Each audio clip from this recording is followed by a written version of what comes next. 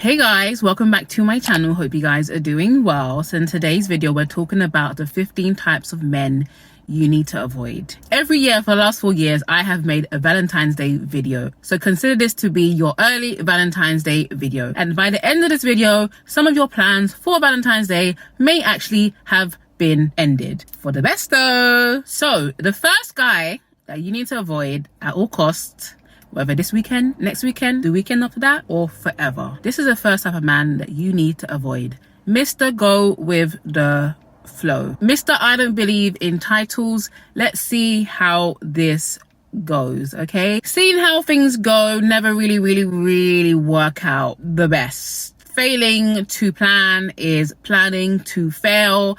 I think it's so important that a man shares his intentions with you early, even if it is just to get to know you. But when a guy doesn't want to put any titles on what you are, especially if you've been seeing each other for a while, and especially if you want something more, you need to avoid this type of guy because he will waste your time. The second type of man that you need to avoid is the Mr. Emotionally Unavailable. And I've got to admit, some of these men are the sexiest men on the planet. But I tell you, it's not worth it. It's not worth the headache and it's not worth the stress. You will never figure him out. You are not his therapist. If he wants to get help, he can get help. If a man can't communicate to you his emotions, never tells you how he is feeling, never shows you anything, but instead gives you breadcrumbs, he's gonna have you on an emotional roller coaster with him. These guys are also some of the most manipulative men on the earth because they know that them acting like they don't need you will make you want them even more. The third type of man that you need to avoid is the guy with excessive emotional or physical baggage. These are, but not limited to, unresolved childhood wounds, baby mama drama, issues with his mum or the women in his life, and typically men that just think that women are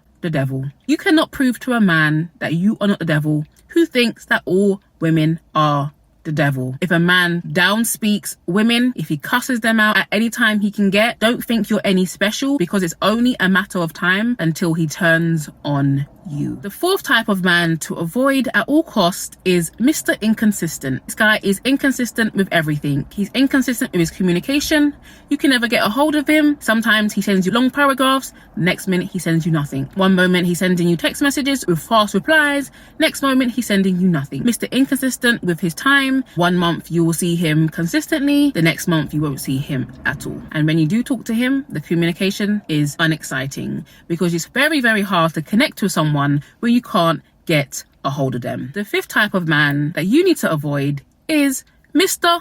Unreliable. You could not rely on this guy to drive across town when you have broken down at midnight by the road. This is the guy that changes his plans just as fast as he makes them. This guy is not going to be there for you, not physically, not emotionally, not spiritually. You cannot rely on someone that is unreliable. And you will see these early signs in dating. The sixth type of man that you need to avoid is Mr. Come On Too Strong. This is a man that tells you I love you within a week of you meeting him. I know it's Corona season and I know it's desperate times out of here, but love, nobody's that desperate. You can't love somebody in a week. You may have love for them, but you cannot love someone in a week. And if you're enjoying this video so far, why don't you go ahead and subscribe to my channel for more videos like this. The seventh type of man to avoid at all costs is Mr. Flashy. This guy will lure you in with a type of lifestyle, with a type of luxury, but his character does not match his money. His integrity does not match his money. Some people are so broke, all they have is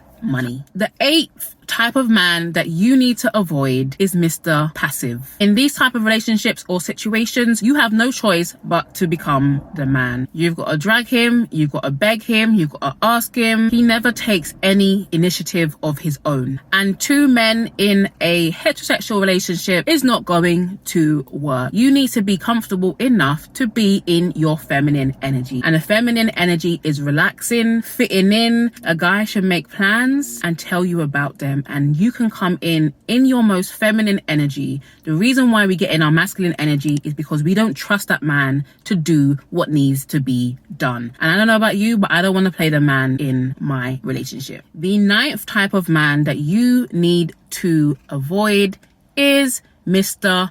bitter. All you need to do is ask him about his last relationship, and however he responds will tell you everything you need to know. If he takes accountability and says, you know what, I wasn't perfect, I did XYZ. If he praises the person that he was with, talks about all her good qualities that she has, and leaves out all the rest, you know you've got a man that is not bitter. You know you've got a man that is ready to move on. If a man can only say nasty things about his ex, the mother of his children, you need to stay away. Because if anything was happened between you guys, best believe you will have the same treatment. And a man that tells you that his ex is crazy, listen, a woman is never crazy for no reason.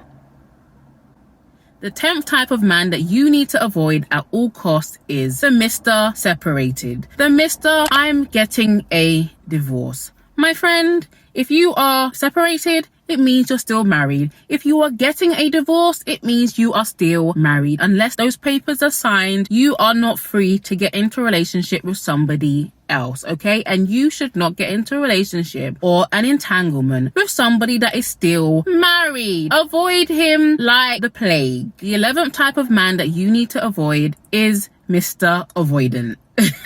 This guy doesn't answer any questions. This guy diverts all of your questions that you ask him. He avoids getting deep, and he keeps everything at a very shallow level, a very controlled level. He keeps everything kind of above board unless it's sexual. That for him is not too deep. But the questions about his past, present, future, these type of men lack any mental intimacy. He may get physical with you, but this type of man lacks mental intimacy. He will never be able to give you what you want. Avoid Mr. Avoidant. The 12th type of man that you need to avoid is Mr. Emotional. And I know, it's a bit sad. Oh, I feel bad for him. He's always crying. I like a man that shows his sensitive side. I do too, with balance. Women shouldn't be over emotional too. Emotionalism is not a female thing, and emotion isn't just crying, okay? Emotion can be getting angry, breaking things, hitting the wall, walking out, stonewalling you, ghosting you, acting unbothered. These are all emotions. Do not get it twisted. Just because a man isn't crying doesn't mean he's not